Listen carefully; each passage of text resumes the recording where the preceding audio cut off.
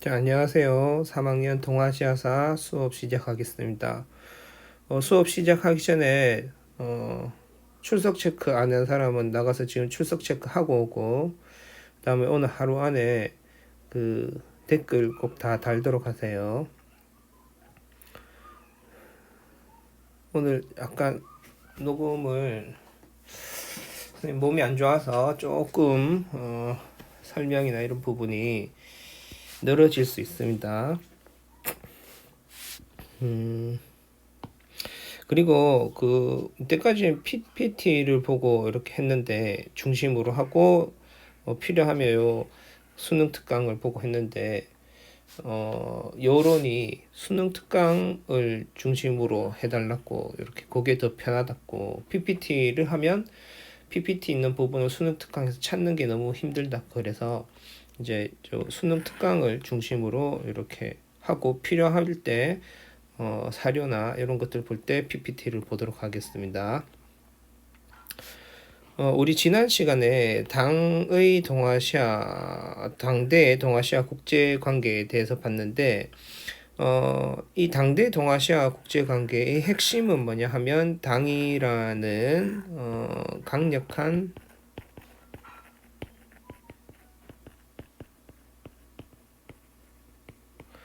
통일왕조라는 거예요. 근데 이때 통일왕조는 당연히 중국의 통일왕조이죠.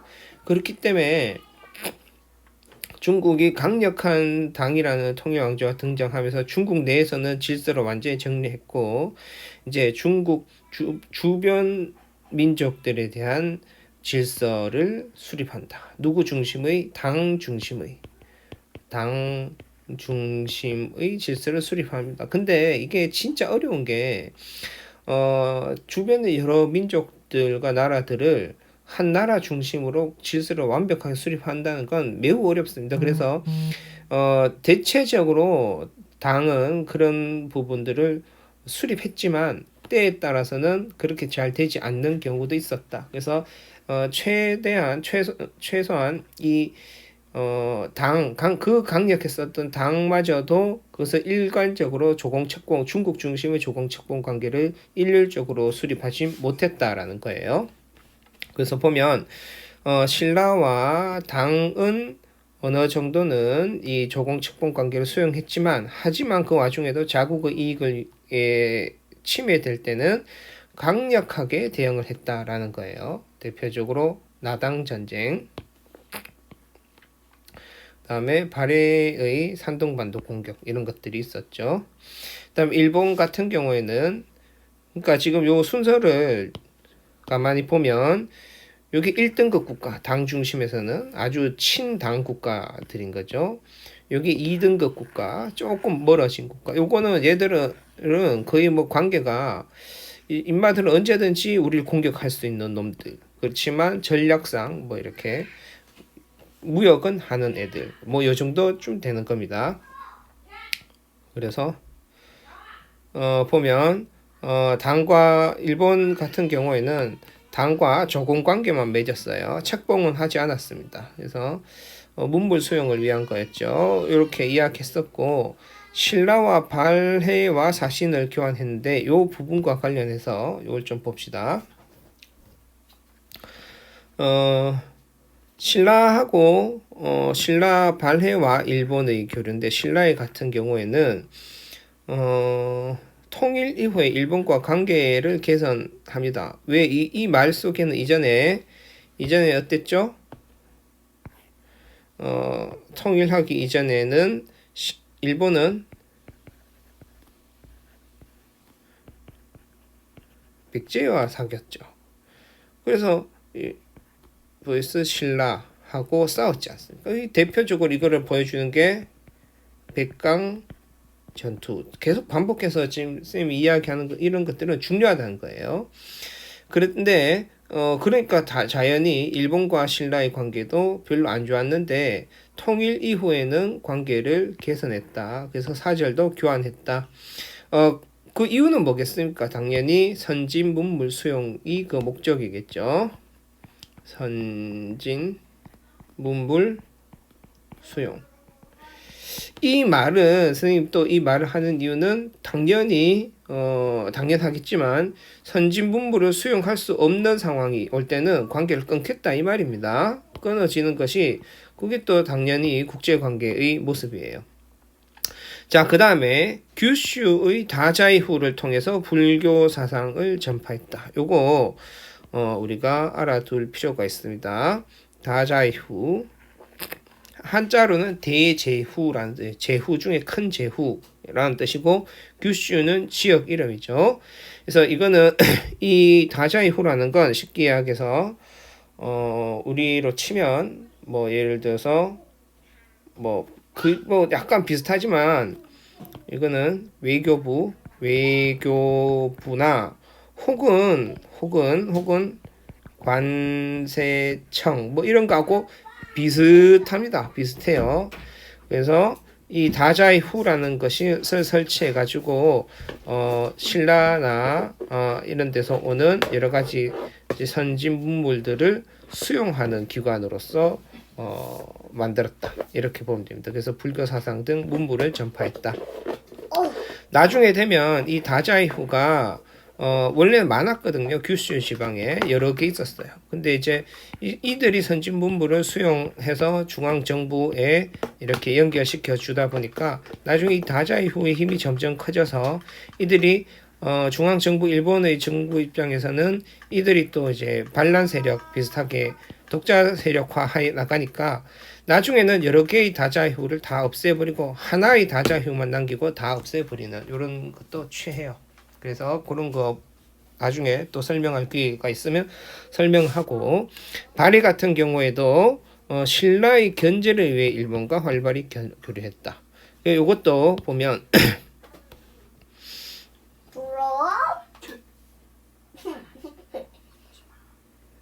지금 이 방 안에 선생님 아들이 있어요. 잠깐만요. 자, 그래서 보면 신라가 만들어지고 요 밑에 이렇게 신라가 있었죠. 그 다음에 여기 위에 이렇게 발해가 존재했습니다. 그리고 여기에는 당이 있는 요런 상황에서 여기에 있는 일본 애들이 신라가 선진 문물을 수용하기 위해서 신라하고 교류를 했었고 일본 입장에서는 당하고도 교류를 했었고 발해하고도 교류를 했어요. 그런데 견 신라사, 견 당사, 견 발해사 이렇게 다 있었습니다. 그런데 이 발해 입장에서는 굳이 일본하고 교류할 필요가 없는데 왜 했느냐 이 말이에요. 그는 당연히 신라하고 발해하고도 때로는 교류를 하고 때로는 싸우기도 했기 때문에 언제든지 적이 될 수 있는 관계였기 때문에 이 일본을 견제하기 위해서는 발해하고 일본하고도 관계를 유지해야 된다. 신라 입장에서도 그렇죠. 그래서 일본이라는 존재는 언제든지 우리 편이 될 수도 있고 적이 될 수도 있는 존재로 만드는 거죠. 그래서 신라 견제를 위해서 일본과 활발히 교류를 했다. 이렇게 보면 되겠습니다.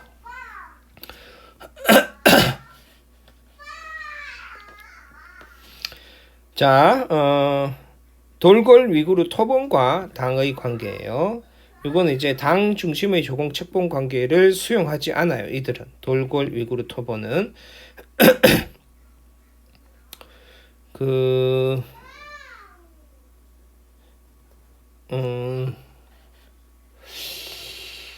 청가한이라고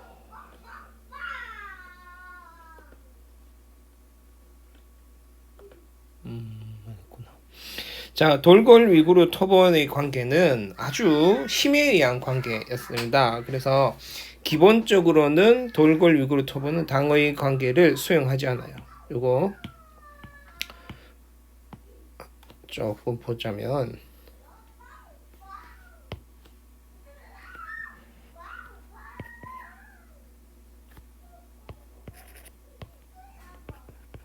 돌골 위구르 토번 당이 있어요. 지도는 안 그렸고 그냥 위치상 이렇게 있는 겁니다.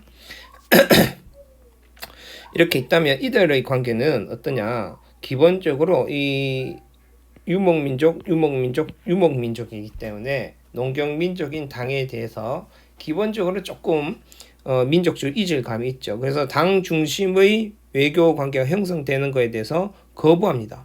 그렇지만 당의 힘이 매우 강했었던 시기 태종 연간부터 시작해서 고종 이런 때까지는 실질적으로 위구르하고 돌궐하고 토본을 거의 지배하다시피 합니다. 거의 뭐 실질적인 건 아니다. 간접 지배를 하는데 아주 강력해요. 그래서 당의 황제가 이들 지역의 지배자를 뜻하는 천가한 잠깐만요.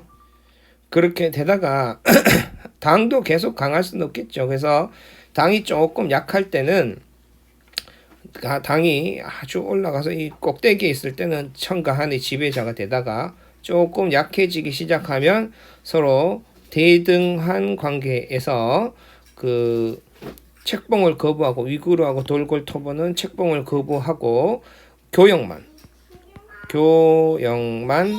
하는 관계가 되다가 당이 좀 약해졌다 싶을 때는 언제든지 이놈들 이 주변 돌궐 위구르 토본은 당을 침략하는. 그러면 당은 이때는 약화되었으니까 당은 이때 조공을 바치기도 하고 화번 공주라는 것을 바치면서 이 평화 관계를 유지해 나가려고 하는 그런 노력을 했었습니다. 그래서 그 내용을 좀 보면 당 중심의 조공 책봉 관계를 기본적으로 미소용했어요. 그렇지만 당이 아주 강할 때는 수용할 수밖에 없습니다. 그래서 경제적 교류를 위한 조공 관계만 원했었다. 원함이라고 하죠. 원했었다. 경제적 이익이 기대에 미치지 못할 경우에는 당을 공격했다. 근데 이때는 이 공격이라는 건 당이 약할 때, 당이 약할 때, 이럴 때는 당이 이 돌궐 위구르 토본과 전쟁에서 이길 수가 없기 때문에 화친 정책을 추진합니다. 우리 돈 줄 테니까, 우리 너한테 잘해줄 테니까 쳐들어오지 마, 이런 거죠. 그 하나로 화번 공주라는 걸 파견합니다. 여러분들 그 한나라 때도 그렇고 이 공주를 파견해가지고 외교관계, 평화적 외교관계를 무마시키는 거, 이거 어떻게 보면 여성을 하나의 그 뭐죠? 인격체로 본다기보다는 하나의 뭐 사물로 이렇게 봐서 선물 뭐 이런 개념으로 봐가지고 그렇다 해서 기분 나쁠 수 있지만 반대로 생각하면 이 화본 공주 지금 공주잖아요. 당나라 입장에서는 그래서 아주 사랑하는 딸을 인질로 보낼 수밖에 없는 겁니다. 그러니까 그 상대편에서 그걸 요구를 하는 것이고 또 그것을 받아들이는 것이고 그만큼 딸을 볼모로 데리고 있으면서 아빠. 잠시만. 이어서 하겠습니다. 아까 강의하다가 아들이 오는 바람에 끊겼는데 그리고 또 한참 지났어요. 그래서 어디까지 했는지 기억은 잘 안 나는데 어쨌든 이 화본 공주를 이야기했던 것 같아요. 그래서 화본 공주라는 건 당이 상대적으로 약해졌을 때 토본 돌궐 위구르 이런 애들이 쳐들어오니까 막을 수 없는 거예요.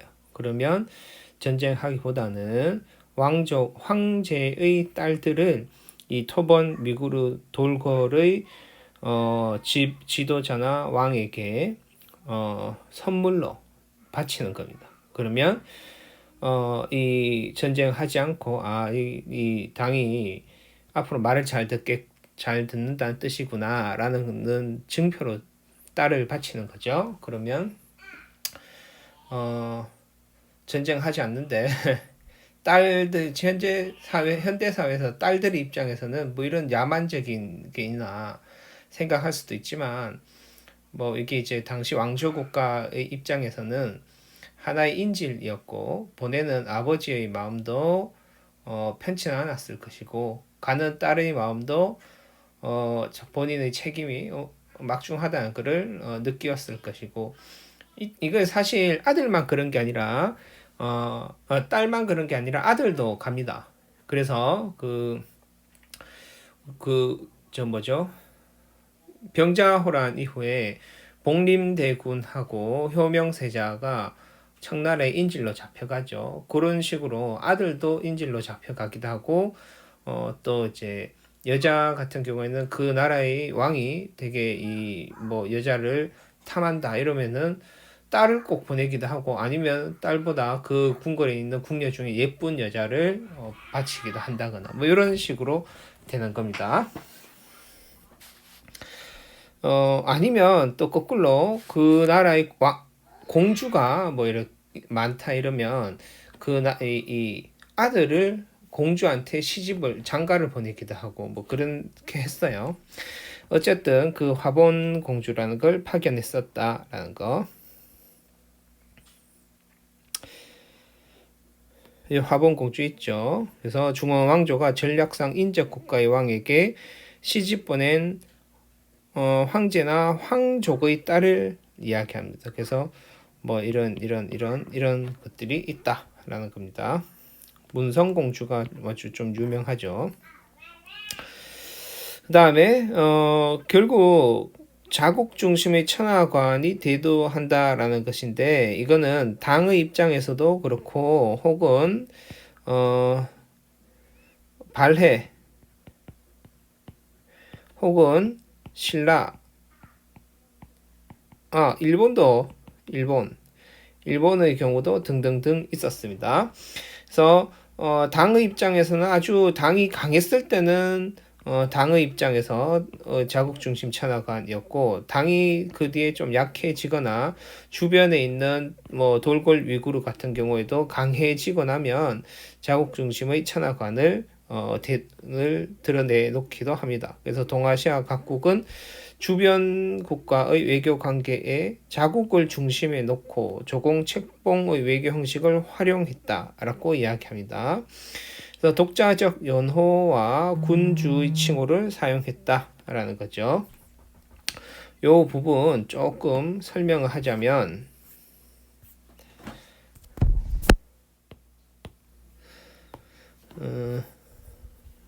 돌골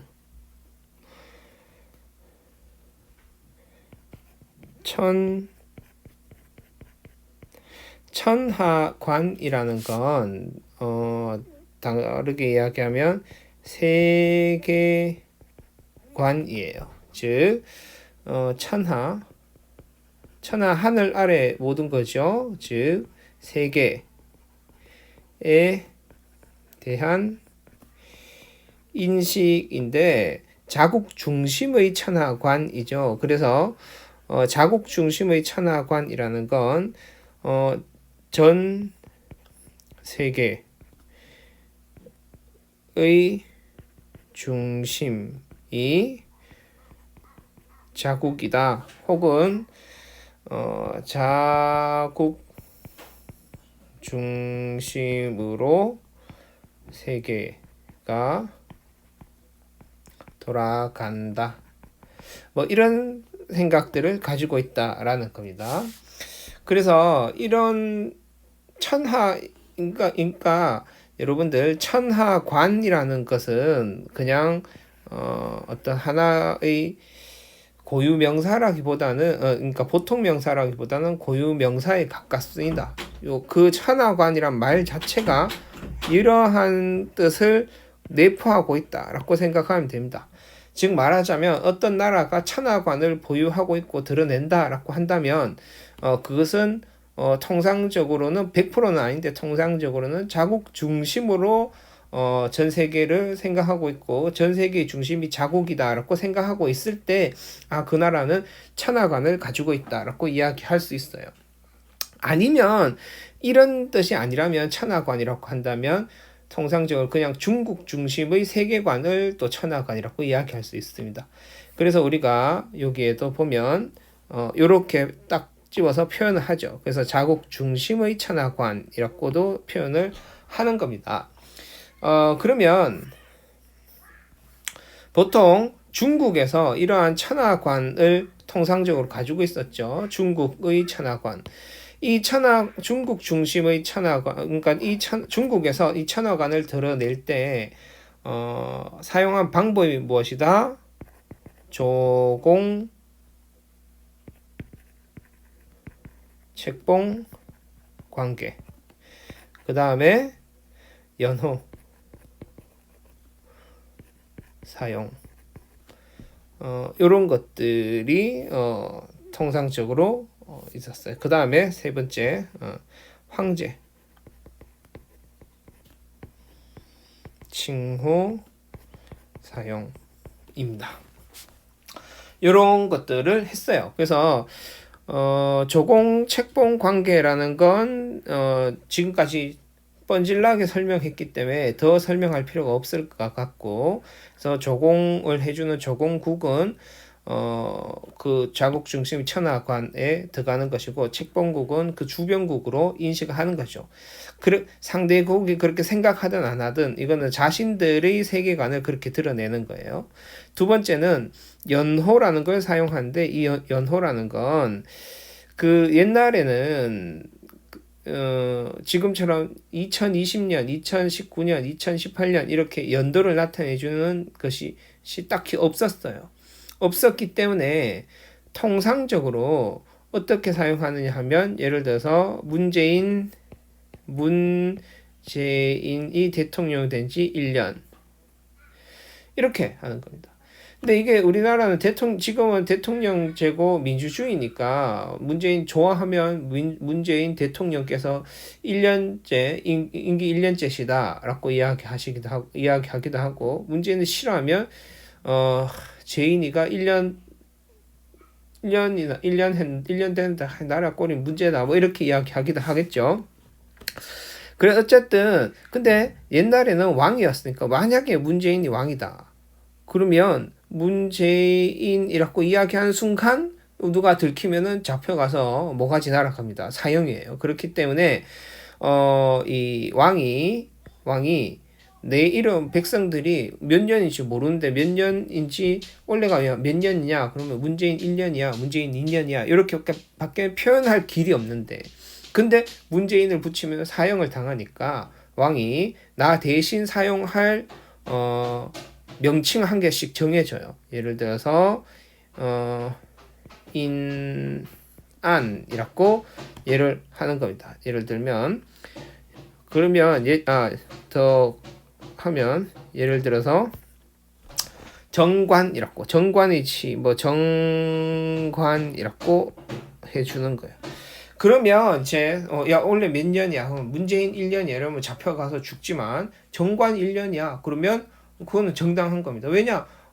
왕께서 자기를 이름을 대신해서 이런 거 쓰라라고 한 개를 만들어준 거, 이게 연호예요.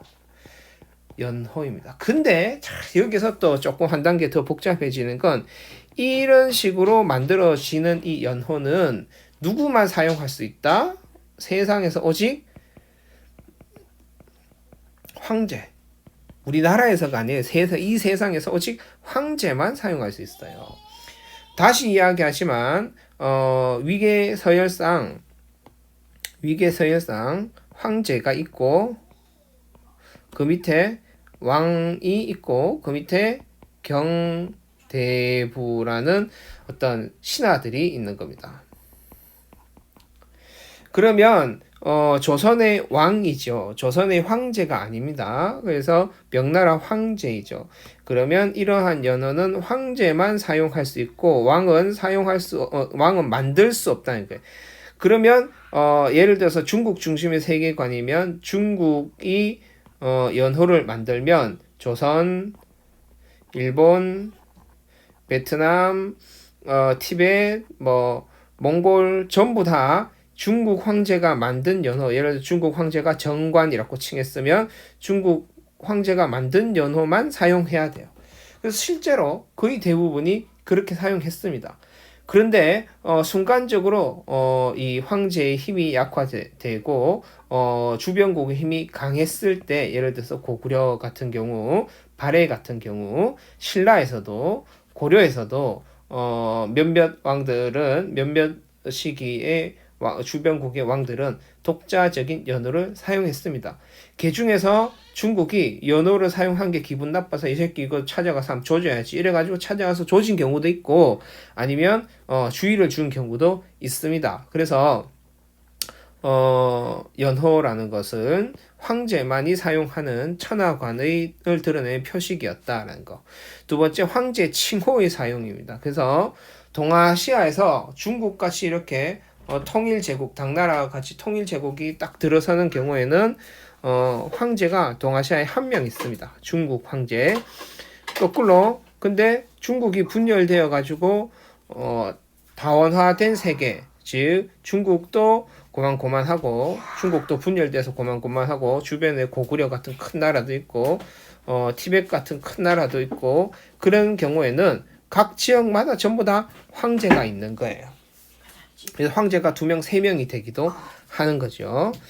그런 거예요. 그래서 요 천하관이라는 건 이런 약간 복잡한 것을 내포하고 있다라는 거 이야기했습니다. 그래서 동아시아 각국은 주변국과 외교 관계에서 자국을 중심에 놓고 그래서 자국을 중심에 놓고 이게 천하관이죠. 이게 천하관입니다. 그래서 이게 자국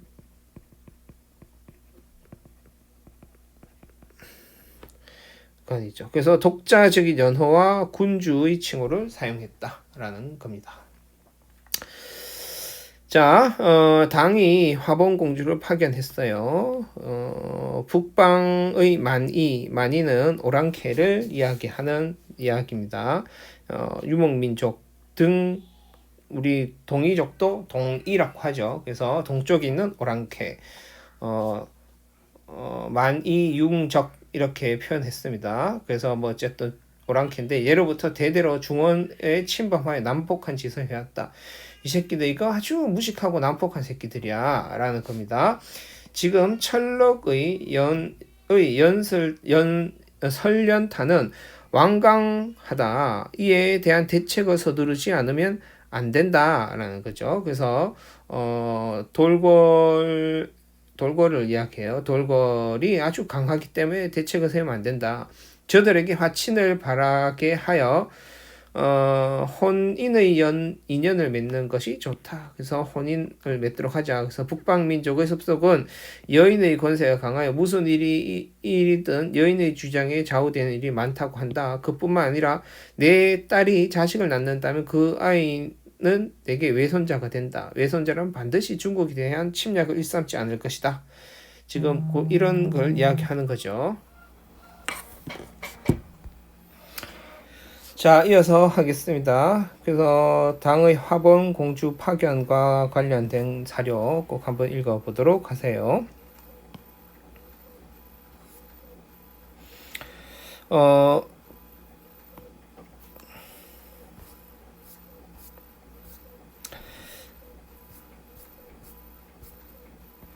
네, 그 다음에 이제 이어서 요 보면 되는데 요 보기 전에 동아시아사 교과서에 있는 사료들 좀 보겠습니다.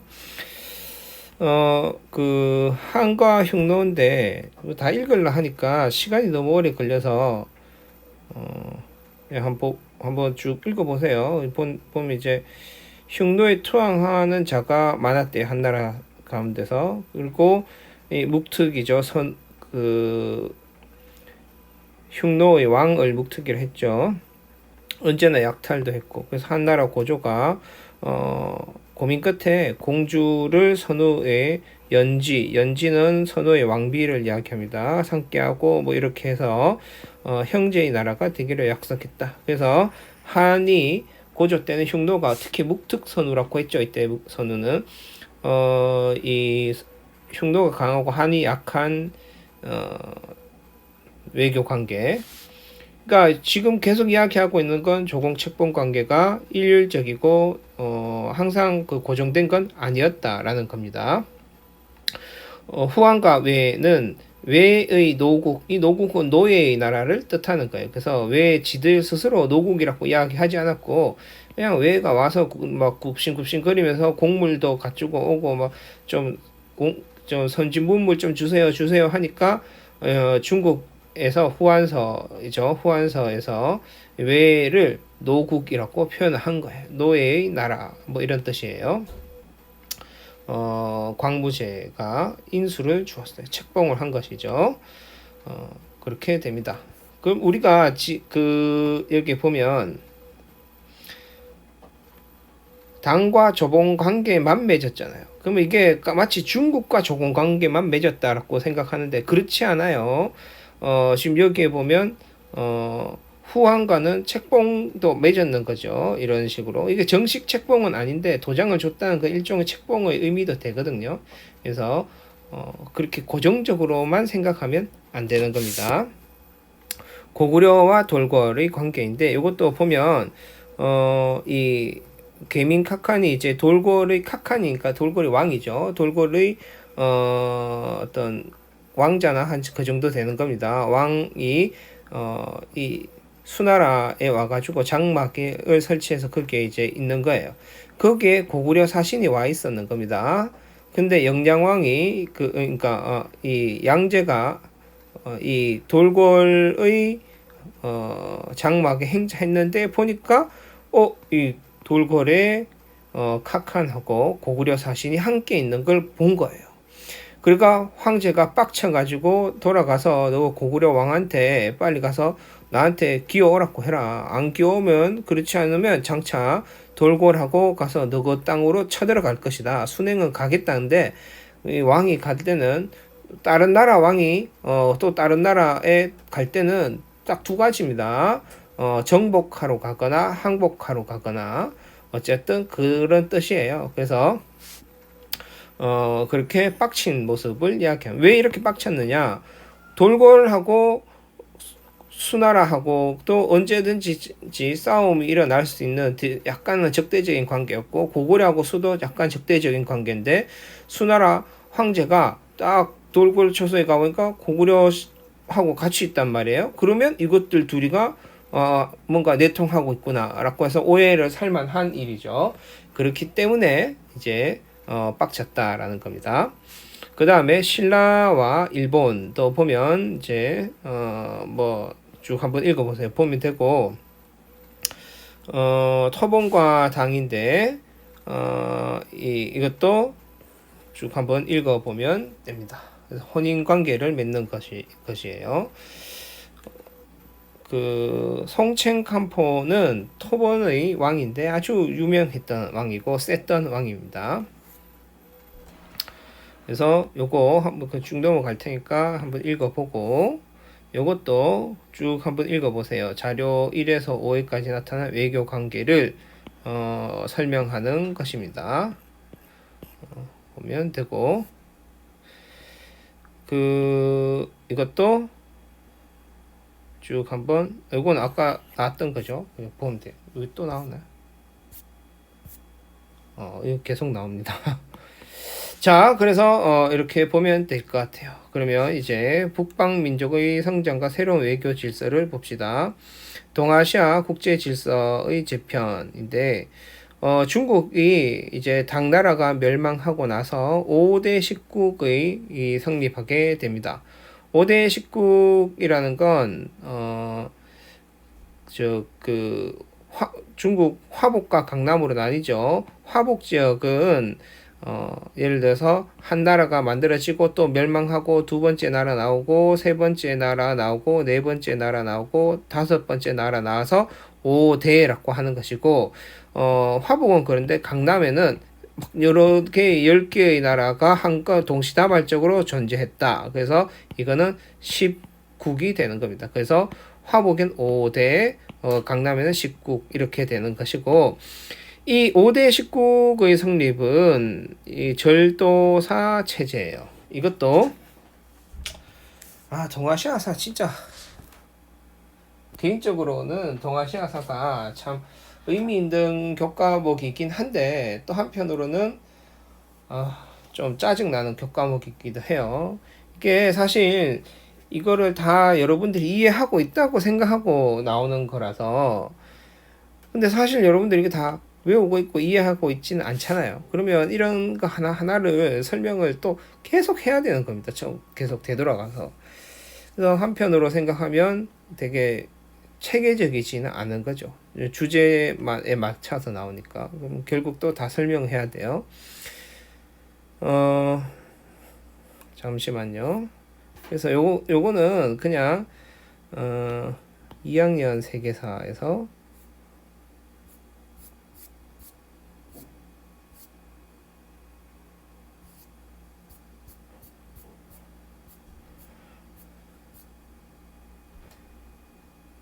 어, 2학년 세계사에도 그걸 안 썼네요.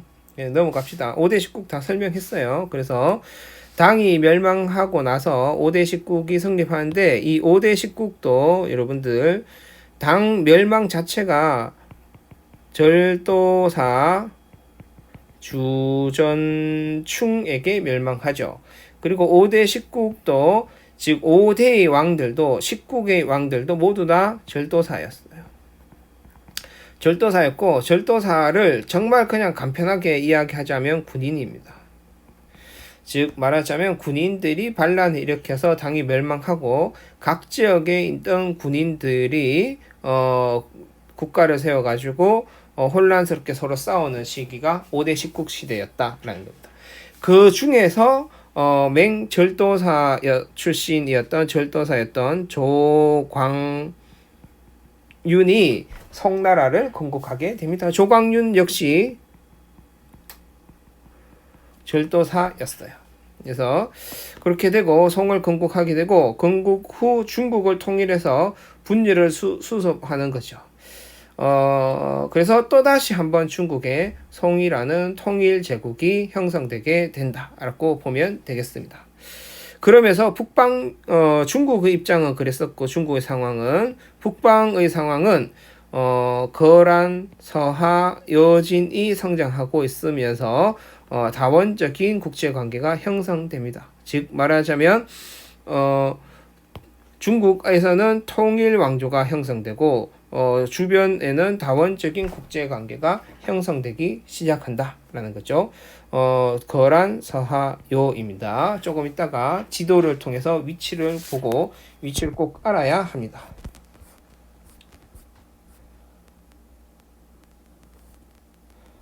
여기에 지도가 있죠. 그러면 위치를 꼭 알아야 해요. 이 지도가 이건 남성과 금이어서 그런데 여러분들 선생님이 주말에 계속 아팠어요. 아파가지고 수업 준비가 좀 충실하지 못한 감이 없지 않아 있습니다. 그래도 그냥 좀 이해해 주세요. 다음에 안 그럴 테니까. 이게 송이었어요. 송입니다. 남성 되기 전에 송이었고, 만주 지역을 요렇게 세로로 길게 나눈다면 여기가 거란족의 영역이고 여기가 여진족의 영역입니다. 그리고 여기가 서하의 영역이에요. 그러면 여기 탕구투족이 서하이고 거란족이 요 나라 이름은 파란색으로 적죠. 그러면 요 나라이고 여진족은 금나라를 세우게 됩니다. 이제 나중에 나오겠지만 이 지도상으로 보면 어쨌든 여기에 구석에 있던 금이 여진족이 금나라를 세우고 점점 세져서 여기까지 이렇게 다 장악하게 되었구나. 그래서 송이 이쪽에 수도를 두고 있다가 금이 이렇게 막 오니까 송이 쫓겨서 이쪽으로 가면서 남성이 세워졌구나. 이렇게 보면 되겠습니다. 그래서 위치 꼭 알아야 됩니다. 여기 서하, 거란, 여진, 요나라, 금나라 이렇게 꼭 아셔야 됩니다.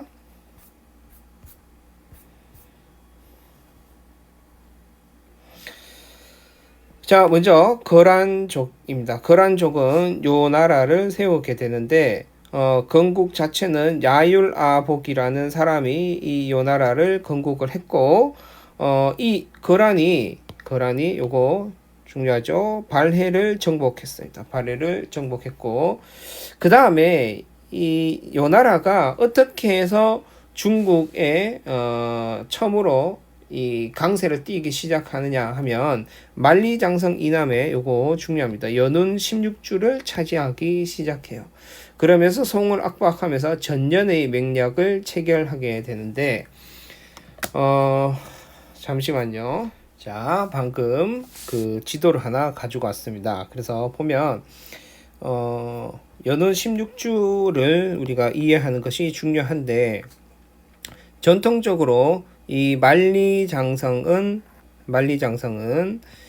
유목민족과 농경민족을 구분짓는 경계선의 하나로 많이 활용되었어요. 그래서 당나라 때 당이 아주 강했었던 이후로 대체적으로 유목민족은 이 만리장성 이북에 있었고 농경민족은 이 만리장성 이남에 있었는데 이것이 깨지기 시작한 게 즉 요 나라의 연운 16주입니다. 즉 송나라가 중국의 송이라는 새로운 통일 왕조가 세워지고 나서 송이 아주 강하고 아주 중국 당나라처럼 주변 지역을 주름 잡으면서 팽창증척하면서 동아시아의 국제 질서를 이끌어 나갈 줄 알았는데 이 연운 16주에 대한 송의 대처가 어땠는가를 요걸 보면서 주변국이 송이고 종이호랑이에 불과하네 요런 느낌을 많이 주게 되는 겁니다. 그래서 이 연운 16주는 뭐냐 하면 이 5대 10국이라 했잖아요. 그래서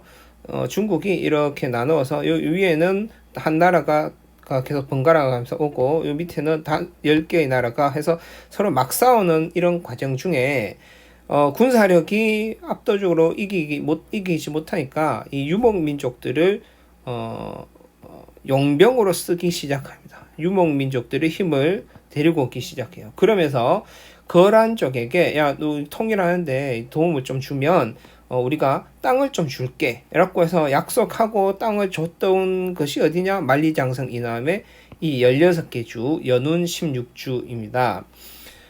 그래서 이 연운 16주를 주기로 약속해. 그건 송이 아니었어요. 다른 나라가 이 5대 10국 중에 다른 나라가 이렇게 약속해서 이걸 주기로 약속했고 그 다음에 이 남경 지역에서 일어나는 송이 전국을 다 차지하면서 이 통일하게 되는 겁니다. 그러면 송나라가 아주 힘이 강했다면 연운 16주를 뺏어왔겠죠. 거란한테. 근데 이 송이 다 세워지고 나서 요 나라한테 연운 16주를 받아오는 과정에서 전쟁을 계속했는데 전쟁할 때마다 송이 계속 졌는 거예요. 결국 연운 16주를 받아오지 못하고 전년의 맹약이라는 조약을 통해서 연운 16주의 거란의 연운 16주 차지를 인정해 버리게 되는 겁니다. 그래서 여기 보면 이렇게 되는 겁니다. 만리장성 이남의 연운 16주를 차지하게 되고 송을 계속 압박해 송도 거란을 압박했어요. 연운 16주를 차지하기 위해서 하면서 둘이 엄청나게 싸웠는데 싸울 때마다 송이 지는 겁니다. 결국에 전년의 맹약을 체결해요. 연도도 외우기 쉽죠. 1004년에 전년의 맹약을 체결하는데 이 맹약은 거란에게 엄청난 세패를 제공하고 하는 그런 내용이었습니다. 그래서 그리고 이 거란의 통치 정책을 좀 보면 이원적 통치 정책을 했어요. 어쨌든 연운 16주 뿐이긴 하지만 작은 부분 그렇지만 농경민족의 지역을 지배하게 되면서 이원적 통치 체제고 중요합니다. 중요한데 이건 뭐냐? 즉 유목 민족의 지배 체제와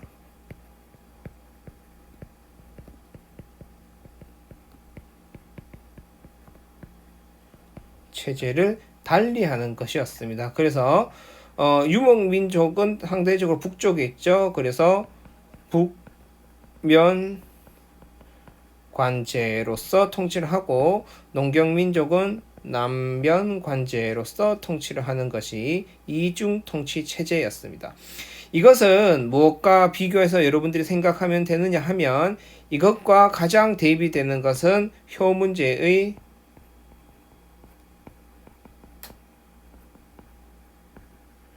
하나 정책입니다. 효 문제 하나 정책은 이런 식의 이원적 통치 체제가 아니죠. 이걸 거부한 체제입니다. 유목민족의 통치 체제, 이거 유목민족을 무엇으로 농경민족의 지배 체제로 일방적으로 전부 다 일원화시킨 게 효문제의 하나 정책이라면 이것의 실패를 모두 다 알고 있는 겁니다. 역사를 통해서. 그렇기 때문에 야 우리는 이렇게 흡수되지 않을래라고 해서 했던 것이 이중 통치 체제. 우리의 고유성을 지키면서 인마들도 우리가 잘 지배할 거야 라는 방식인 거죠.